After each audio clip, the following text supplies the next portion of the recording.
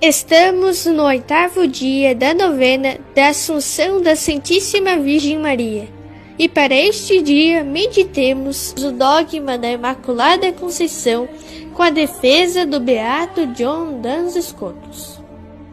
Era necessário que o homem perfeito nascesse de uma Virgem Imaculada. A Virgem Maria foi gerada sem a menor mancha do pecado original.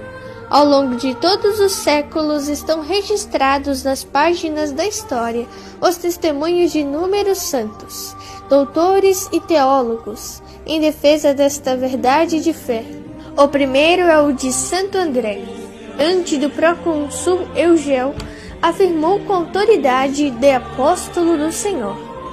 E porque o primeiro homem foi formado de uma terra imaculada, era necessário que o homem perfeito nascesse de uma virgem igualmente imaculada.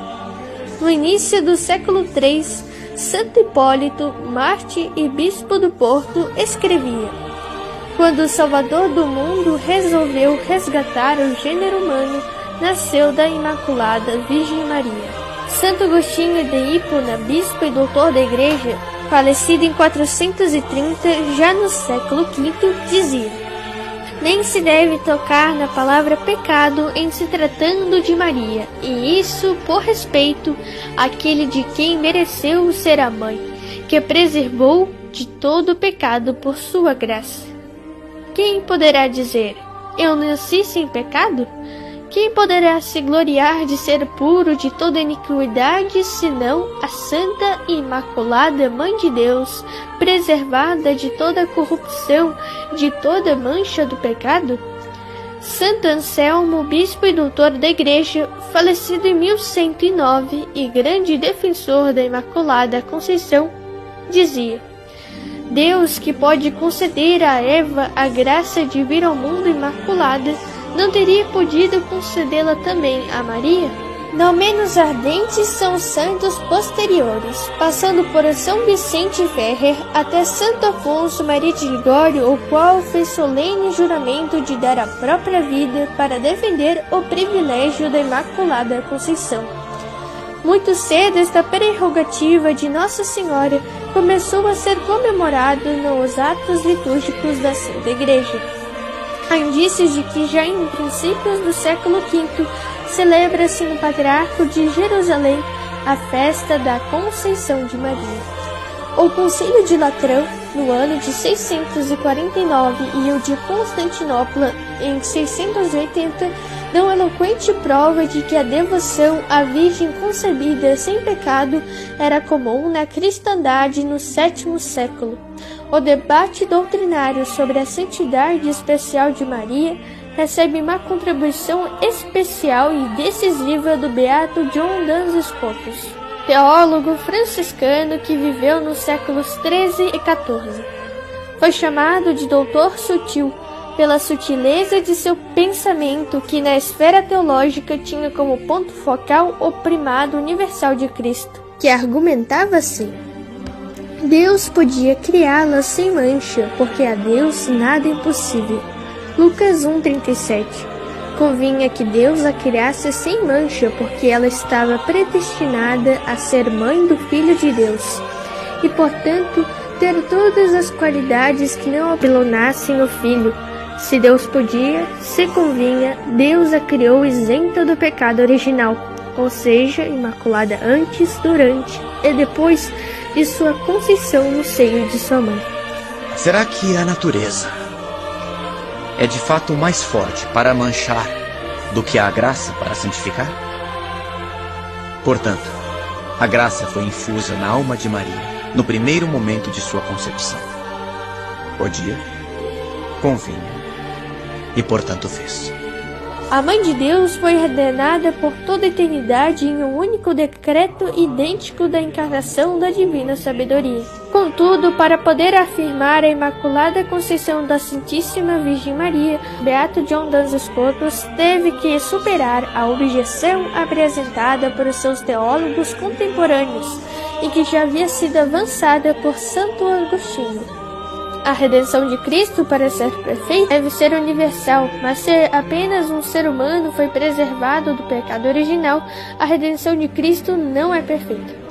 Para superar este obstáculo, Duns Scotus desenvolveu um argumento brilhante e profundo, ao ponto de penetrar na essência do dogma, de que a redenção preventiva ou conservadora, segundo a qual Nossa Senhora também havia sido resgatada por Jesus, mas como a redenção preventiva, antes e fora do tempo, antecipando os mistérios de seu Filho. O argumento de Beato John Duns Scotus parte do mesmo pressuposto que parecia impedi-lo, isto é, a perfeição da mediação salvífica de Cristo. Para que a mediação fosse perfeita, era necessário que o mediador preservasse pelo menos alguém de contrair o pecado original. De fato, o mediador é mais perfeito se ele evitar o crime em vez de apaziguar alguém que já está ofendido. E como Maria foi predestinada para ser a mãe de Jesus, era conveniente que ela fosse preservada. Assim, a Virgem Maria foi isenta de todas as manchas originais desde o primeiro momento de sua conceição no ventre de Santa Ana. Deus infundiu graça santificadora em sua alma no exato momento em que infundiu a alma no corpo, para que a Virgem nunca fosse contaminada, nem por um instante, pelo pecado original. Os discípulos de Duns Scotus transmitiram o famoso silogismo: Potuit, decuit, ergo fecit. Deus podia, a Deus convinha e Deus o fez. A Imaculada Conceição, portanto, disse Papa Bento XVI, representa a obra-prima da redenção realizada por Cristo, porque precisamente o poder de seu amor e sua mediação conseguiram que a mãe fosse preservada do pecado original. São João Paulo II, em uma audiência geral sobre o tema da Imaculada Conceição, enfatizou que a afirmação do privilégio excepcional concedido a Maria mostra que a ação redentora de Cristo não apenas liberta, mas também preserva do pecado. Essa dimensão da preservação, que é total em Maria, redentora pela qual Cristo, libertando-se do pecado, também deu ao homem a graça e força para superar sua influência em sua existência.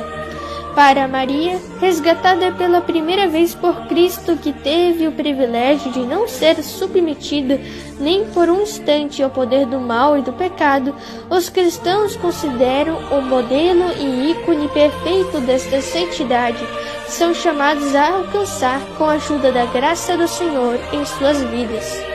Em 25 de março de 1858, na festa da Anunciação, Nossa Senhora revelou seu nome a Santa Bernadette nas aparições de Lourdes, na França, dizendo-lhe: Eu sou a Imaculada Conceição. Concluímos esta meditação com as palavras da Santíssima Virgem Maria nas aparições de Fátima: Por fim, o meu imaculado coração triunfará. Sou o que sou diante de Deus, confraria salvatoriano, servos de Maria.